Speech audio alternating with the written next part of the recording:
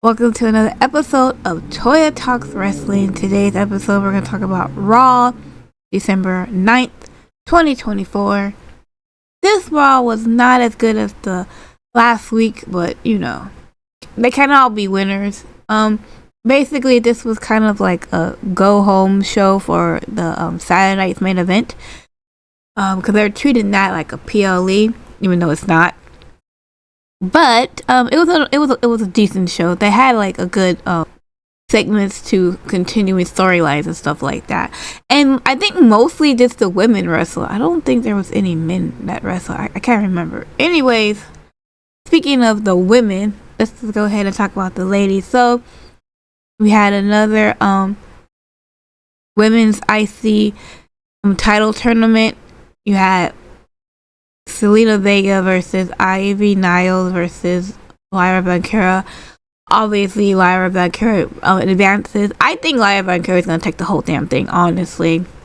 Considering what I was looking at the bracket, it looks like it could be Lyra Valkyria, which I don't got a problem with that. I actually like Lyra, and I think she would be a great IC champion, honestly. So I have no problem for her taking the whole damn thing.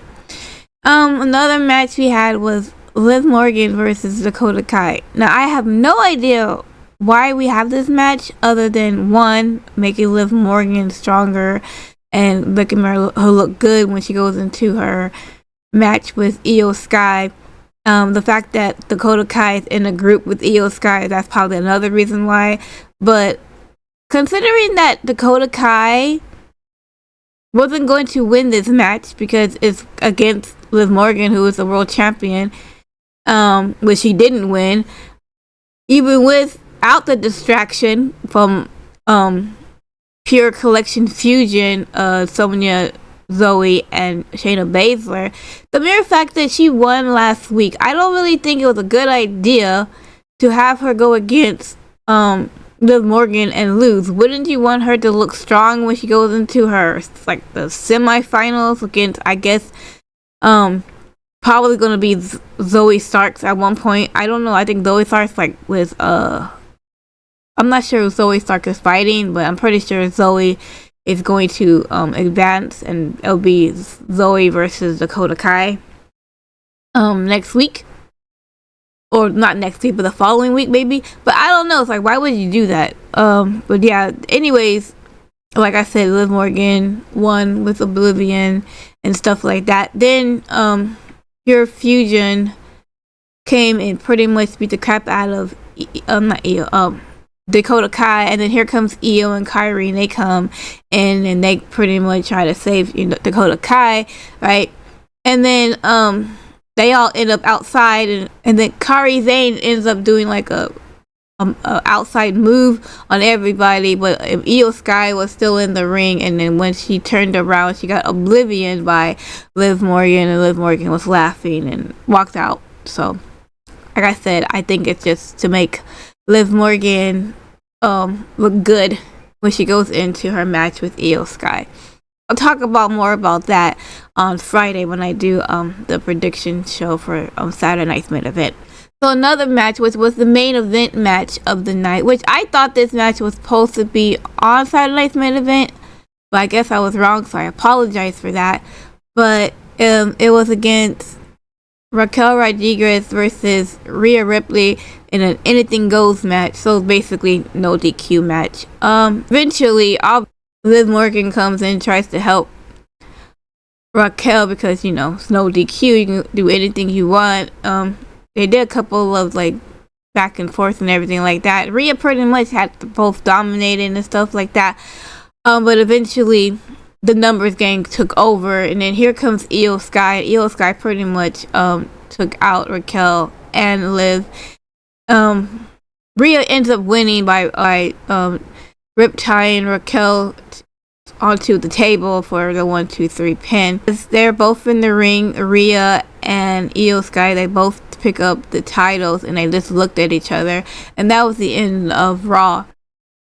Look, I don't know if Io Sky wins the title from Liv Morgan. I'm probably gonna go with no, and I'm gonna say Rhea Ripley probably wins the title back at Raw when they debut on Netflix.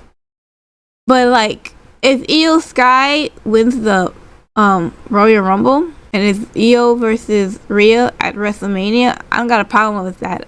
I don't got a problem with if Bianca Belair wins it either and be Bianca Belair versus Rhea. I don't have a problem with that too. But I wouldn't mind seeing a match between Io and Rhea.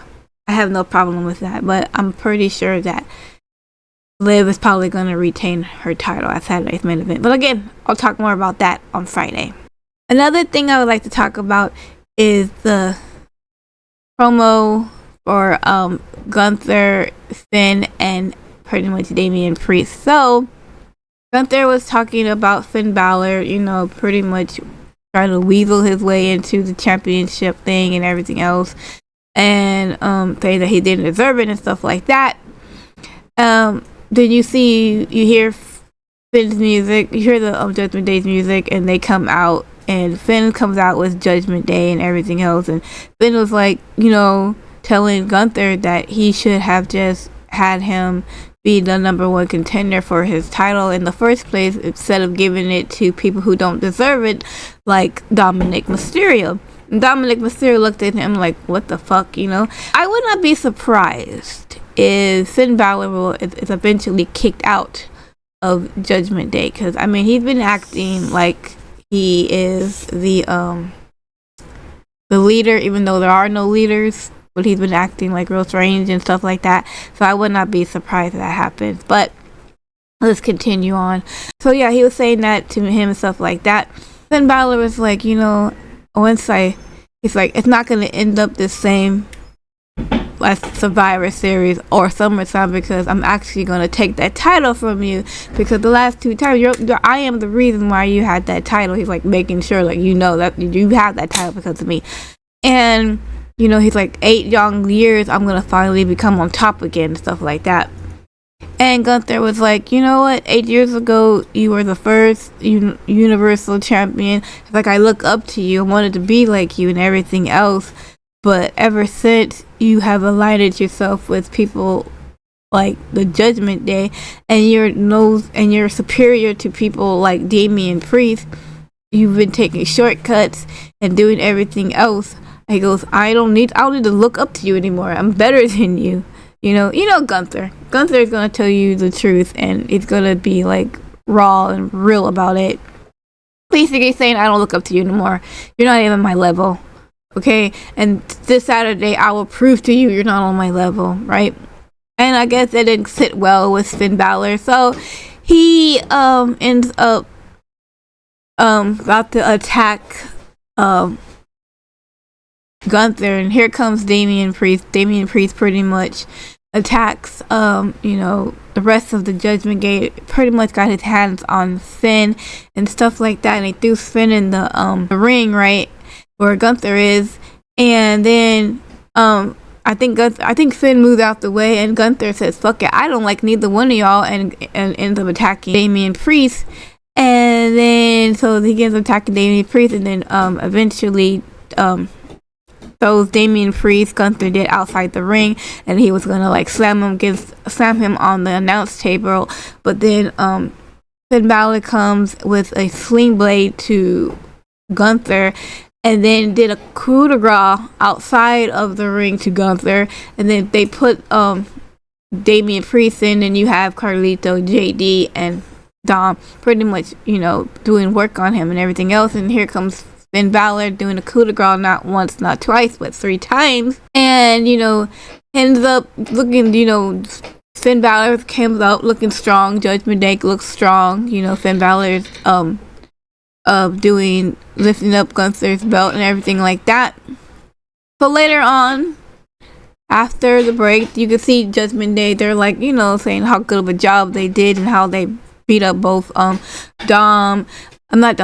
both Damian and Gunther and everything else. Here comes Adam Pearce. Adam Pearce is like, oh, congratulations, you did a wonderful job. You should be very proud of yourself. He's like, I am, thank you very much. He goes, okay, well, guess what? I had a talk with Gunther, and the match has changed. So now not only will you be going against Gunther, but now you're going against Damian Priest. So now we have a triple threat match for the heavyweight title, which I'm actually kind of glad they put in Damian Priest, because Finn Balor is a heel. Gunther is considered a heel. The audience needs to have someone to cheer for. You know what I mean? Glad they put in Damian Priest. I'm glad they put a face in there and everything else like that. Because it's like, who are you going to cheer for if there's two heels? I mean, I guess, I don't know. Finn Balor kind of looked like, what the, and everything else. But eventually, he was like, all right, that's cool. That's cool, because then I can be both of them at the same time. And then he was like, Adam Pearce was like, I'm glad you agreed with it. Also, you're going to defend your tag titles next week against the War Raiders again. And this time, Judgment Day is banned from ringside. So they got all mad about that and everything else. That was the end of that segment. So, again, I will talk more about the triple threat match on Friday. But as far as the War Raiders, I think this time the War Raiders will actually take it, especially if Judgment Day is actually banned. Unless they bring in another freaking member, like Bloodline be doing sometimes, but I don't think so. I think that Finn Balor and JD McDonough are going to lose the titles. So the next thing I talk about is the New Day. So the New Day comes in, and basically everybody's giving them the cold shoulder. They're backstage. They're giving them the cold shoulder and everything else like that. So the New Day went to go talk to Adam Pearce, and you see Cody Rhodes like giving Adam Pearce a handshake, and he goes over to the New Day and he says, y'all ought to be ashamed of yourselves and everything else like that. Walks away, and then Xavier Woods, which by the way, guys, in case you guys didn't know, Xavier Woods and Cody Rhodes actually went to the same high school. I think even like Cody Rhodes was like a bully Xavier Woods at one point in high school. So they actually went to high school. This is actually a true story. Xavier was like the guy who used to bully me in high school or something like that, talking to how we should be ashamed of ourselves. That's rich or something like that, right? And like a lot of people, like I said, they were giving them the cold shoulder and everything else like that. Eventually, I think it was Kathy Kelly was trying to give a little interview to the New Day, and they were like, ever since you exiled Xavier, Big E and stuff like that, what do you have to say for yourself and everything else, whatever. And Kofi's like, what kind of question is this?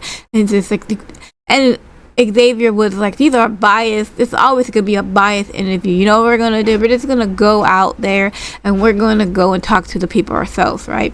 And he's like telling the cameraman, Xavier was like, give me the camera. Give me the camera. I don't care if you're John Cena's favorite cameraman. Give me the damn camera. So I'm like, oh, he must be talking to Stooge. Okay, cool. So he takes Stooge's camera. Stooge is trying to do his job, right? He's just, okay, he's trying to do his job. And Xavier Woods takes the camera and pretty much was following Kofi Kingston and to like backstage to Gorilla to the ring. No music. They were wearing like mostly all black and everything else. There was no music. All you hear was New Day sucks, New Day sucks, New Day sucks. I don't know if they're gonna get new music. I think they should just go out with no music. That's what I'm thinking, right? And the crowd was freaking mad, right? So they go in there and they try to explain why they did what they did to E, but the boos were so freaking loud and so obnoxiously loud, you could not hear a word these people were saying. Not a single word. I did not know. I actually had to go back and watch the actual video because I think they turned up a little bit, right? You can hear, because you can hear anything. Wichita, Kansas was not having it. Okay, they didn't want to hear nothing these people had to say. Nothing at all. There's nothing. They were like saying New Day sucks. They were saying we want Big E. Everything else, right? And Xavier Woods basically was like saying we didn't even hit him. We didn't even do anything to Woods. Like, and then Kofi's like, after like 10 years of being positive, you're gonna have one day to hate us and stuff like that. And they tried. I mean, they tried so hard to just like say something, and the audience was not having it. at one point I was like, whatever happened to Dom and Nick's heat? Oh wait, I got it. New Day picked it up. Like, oh my goodness, it was crazy. I loved it. Like, I was telling Tim earlier today, like, this was probably one of the best heel turns we had in 2024 because it was no physical. It was all emotion. All emotion. And, you know, people just love emotion. This is why I love wrestling. This is why I love things like this. Because you have the New Day. Everybody loved the New Day. New Day was silly. They made the jokes and everything else. You say, you have one freaking promo, you say one damn thing, and now you're like the most hated freaking duo in the company? Just like that? What? Oh my god, like I can't wait for this thing to get developing more and stuff like that. I'm ready to see, I want to see Big E come in at Royal Rumble and just pretty much eliminate Kofi and Xavier Woods. Maybe both at the same time. I'm not sure. Can you imagine that pop when you hear Big E's music? Oh man, that's gonna be fan-freaking-tastic. And then eventually maybe have a triple threat or a handicap match. I don't know. But all the heat that they're getting, eventually they're gonna all make up, and it's gonna be so much like the makeup and everything else is gonna be amazing as well too. But right now I'm loving it. I'm loving the heat on New Day. This is probably one of my like favorite stories going into 2025. We had a video clip from Drew McIntyre. Drew McIntyre pretty much was explaining why he did what he did. He said that after Bad Blood, you know, he was talking about how much blood he lost and everything else, and how he could have came back even against doctor's orders, but his family needed him and stuff like that. And then he said that he was helping his family, and eventually he went and turned on Survivor Series, and there he saw CM Punk shaking Roman Reigns' hand. He saw Jey Uso, Jimmy Uso, and Sami Zayn, right? And he was like, just like that, just with a snap of Roman Reigns' fingers, he goes back. They go back to him. He I respect Punk because at least Punk did it for a bribe, but everybody else did it for nothing and everything else like that. He basically said that he was the reason why he attacked, which is the reason why he attacked Sammy and he attacked Jay.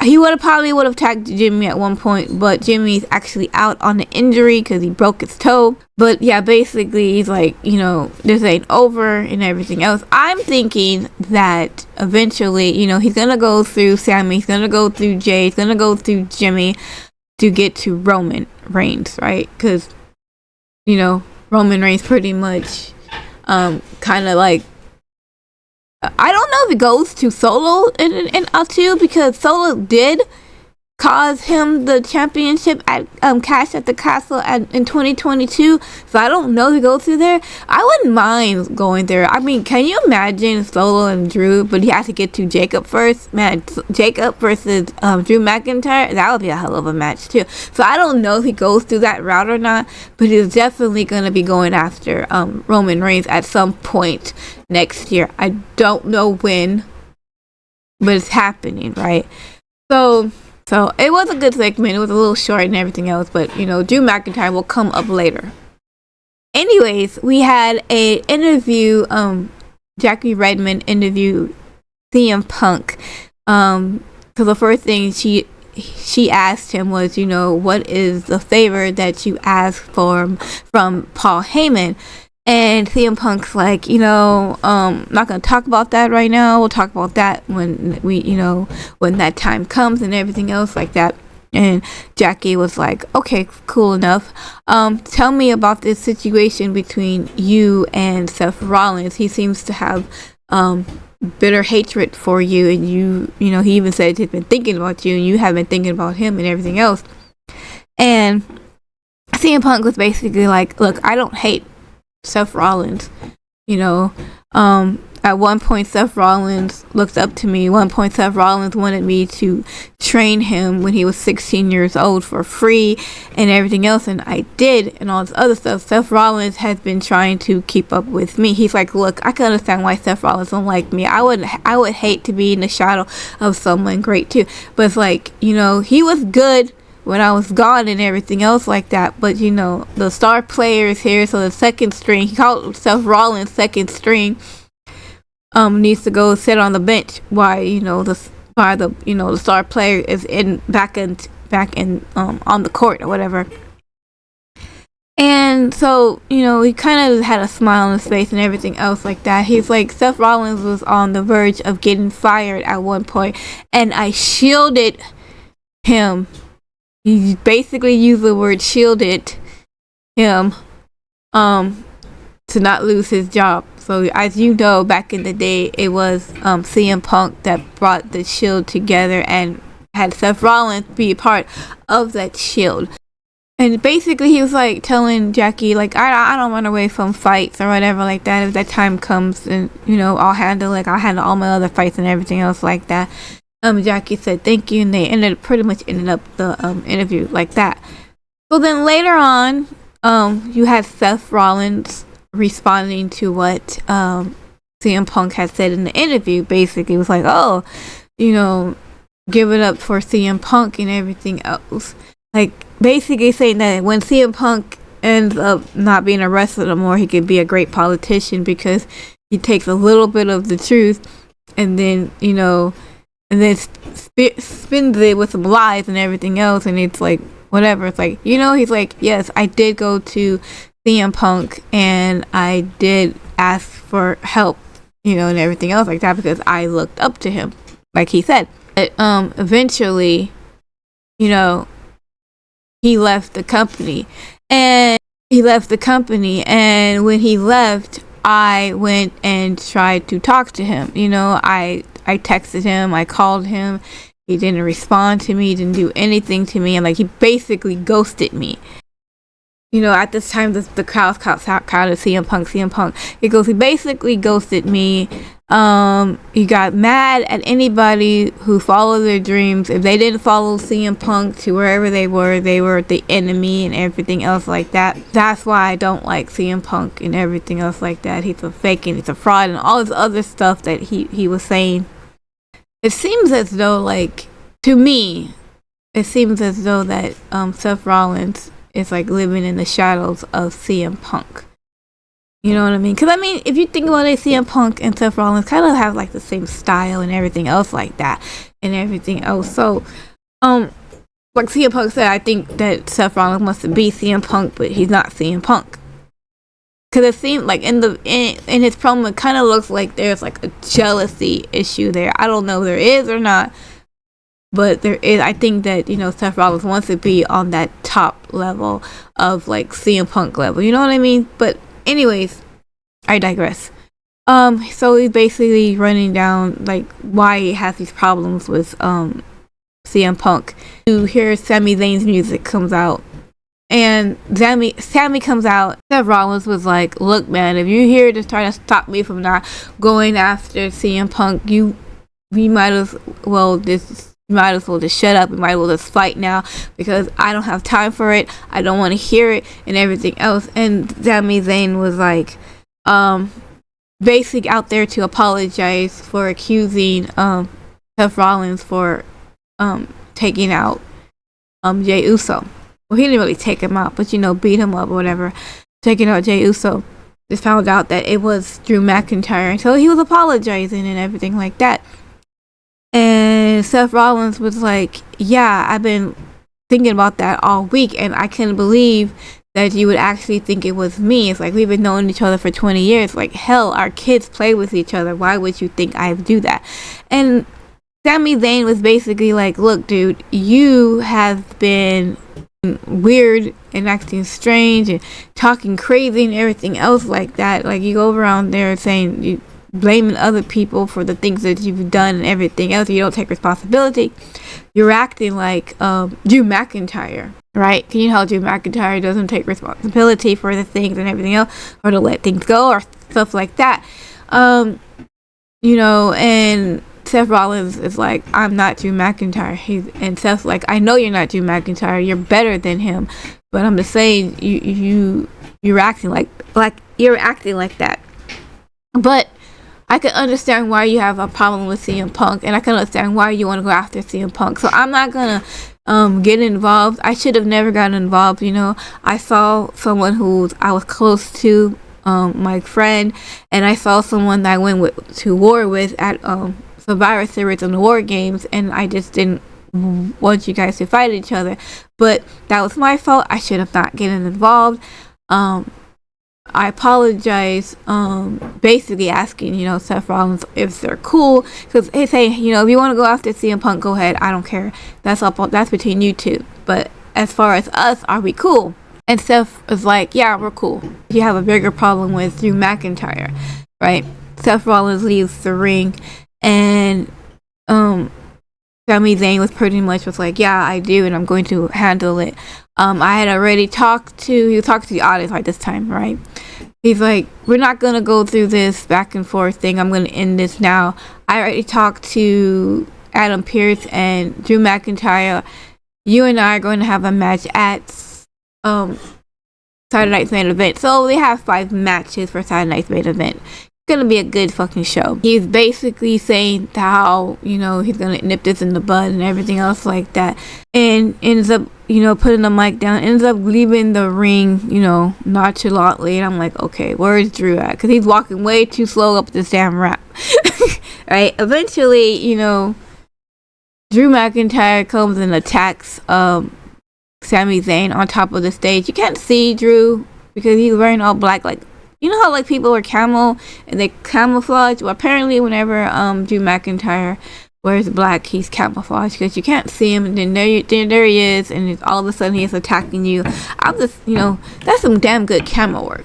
But anyways, Drew McIntyre attacked Sami Zayn and everything else like that. And Sami Zayn kind of fought back a little bit, but eventually they got broken up by officials and stuff like that.